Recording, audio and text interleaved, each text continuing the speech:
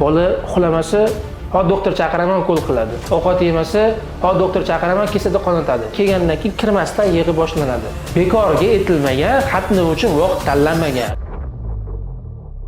Doktor, internetda ko'rib qoldim, Amerikada chaqaloqlarni raddomda xatna qilyapti ekan. Bu chaqaloqlarning kelajagi nima bo'ladi? Zo'r bo'ladi.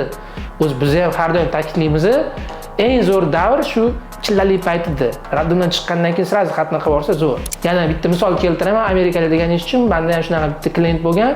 Katta o'g'lini, Amerikada tug'ilgan o'g'lini shu raddomda otasiga aytmasdan shundoq xatna qilib yuborishgan. Ertasi kuni kelsa o'sha o'g'li abrezanniy aytibdi, doktor, kindigidan oldin raddomdan bir haftadan keyin chiqib ketgan bo'lsa, o'sha bitib ketdi bulbuli. Shikoyati ham bo'lgani yo'q. Maza qilib yuribdi hozir. Endi ikkinchi o'g'li o'sha O'zbekistonda tug'ilganda sirasi olib kelyapti. Men hayron bo'ldim. Ular sirasi olib kelishyapti desam, biz o'sha bilamiz, Amerikada katta o'g'limda sirasi xatna qilishgan raddomimizda o'shaning uchun hozir chillali paytda sirasi mana chiqishimiz bilan olib kelamiz, xatnasini qilib berdi, xatnasini qilib berdik. Shundan keyin yana qaytib uchib ketishdi Amerikasiga. Biz ham o'zbeklarda zo'rda 3 yosh, 4 yoshda olib keladi, doktordan qo'rqib, yig'lab, ani xatna qilgandan keyin ham doktorga bormayman deb rasa to'polon qiladi bolalar.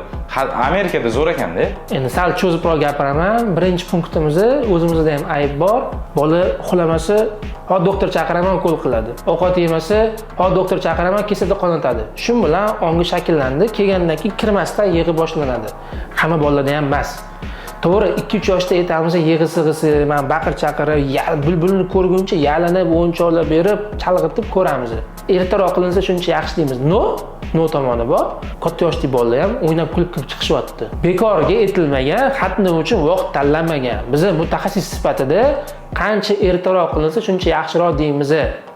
Bola sizlarniki, tanlov sizlardan qancha ertaroq kelsa shuncha yaxshi deb yana bir marta aytamiz. Nolga kelganda xohlagan ishlarni qilib beramiz.